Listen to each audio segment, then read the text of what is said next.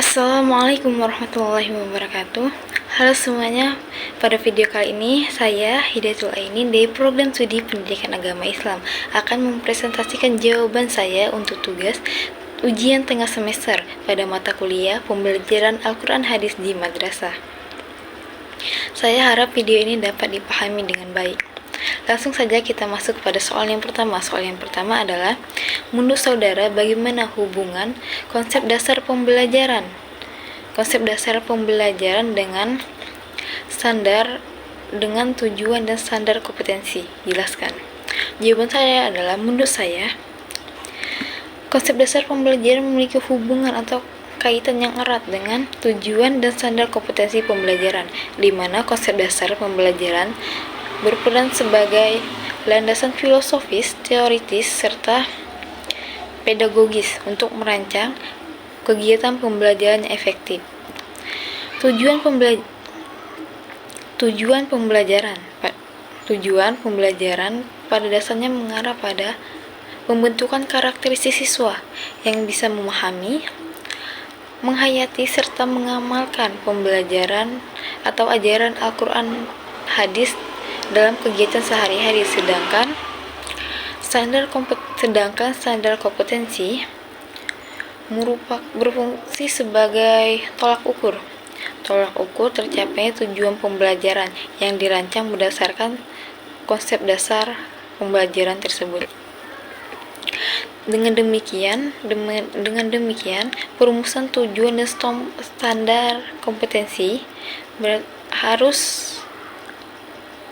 harus terus mengacu pada konsep dasar pembelajaran Al-Quran Hadis agar tercapainya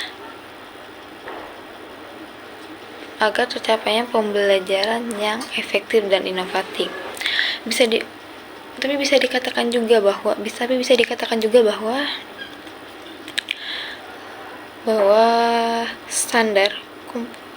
konsep dasar pembelajaran merupakan fondasi penting dalam tercapainya tujuan dan standar kompetensi pembelajaran.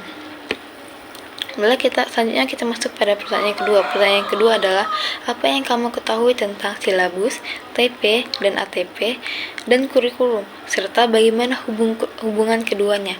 Jelaskan dengan alasan. Jawaban saya bahwa menurut saya silabus, TP, ATP, dan kurikulum mereka saling melengkapi dalam proses pendidikan. Silabus menyediakan kerangka umum pembelajaran dan tujuan pembelajaran, menetapkan target kompetensi yang harus dicapai dengan jelas. Sedangkan ATP adalah memetakan langkah-langkah sistematis untuk mencapai tujuan pembelajaran.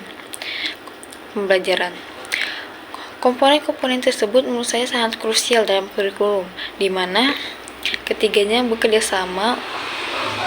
bekerja sama untuk memastikan pembelajaran terstruktur, terarah, efektif, konsisten, dan fleksibel. Dengan integrasi ketiga komponen tersebut, yaitu silabus, TP, dan ATP, kurikulum dapat dilaksanakan secara efektif untuk meningkatkan kualitas pembelajaran atau pendidikan di sekolah. Selanjutnya pada pertanyaan yang ketiga yaitu, apa yang kamu ketahui tentang model dan metode pembelajaran, serta apa hubungan keduanya? Jelaskan dengan alasan. Jawaban saya adalah, model pembelajaran itu adalah kerangka kerja konseptual yang lebih luas, memberikan struktur dan panduan untuk merancang pembelajaran dan pelaksanaannya. Sedangkan metode pembelajaran adalah cara atau teknik spesifik yang digunakan dalam rangka model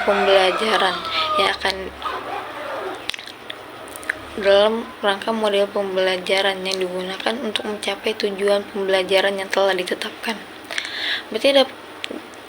Dan dari penjelasan tersebut, saya dapat simpulkan bahwa hubungan dari keduanya adalah model membantu guru memilih dan mengaplikasikan metode pembelajaran yang tepat dan efektif. Selanjutnya kita masuk pada pertanyaan yang keempat. Pertanyaan yang keempat adalah,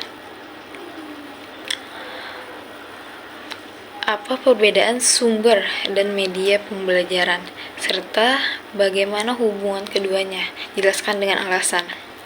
Nah, jawaban saya adalah bahwa sumber belajar adalah segala sesuatu yang menyediakan informasi.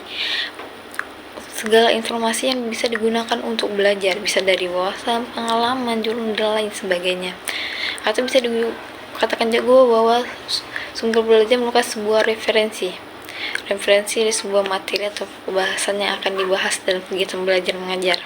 Sedangkan media pembelajaran adalah alat yang digunakan untuk menyampaikan informasi tersebut atau menyampaikan sumber belajar. Menurut saya hubungan antara sumber belajar dan media pembelajaran adalah bahwa media pembelajaran merupakan cara atau alat yang digunakan untuk menyampaikan sumber belajar, di mana dapat disimpulkan bahwa media merupakan alat yang digunakan, sedangkan sumber ialah asal bahan ajar tersebut. Dan terakhir adalah pertanyaan yang kelima, yaitu apa yang kamu ketahui tentang penilaian dan evaluasi, serta bagaimanakah hubungan keduanya? Jelaskan dengan alasan. Jawaban saya adalah bahwa penilaian dan evaluasi adalah dua aspek penting dalam dunia pendidikan yang saling bekerja sama untuk meningkatkan kualitas dalam kegiatan pendidikan atau pembelajaran. Kegiatan penilaian memberikan data tentang kemajuan siswa, dan dari data tersebut kita bisa melakukan evaluasi. Evaluasi tersebut adalah untuk menilai bagaimana kelebihan dan kurang siswa tersebut, bagaimana untuk menilai efektivitas dari model dan metode pembelajaran yang digunakan, serta meninjau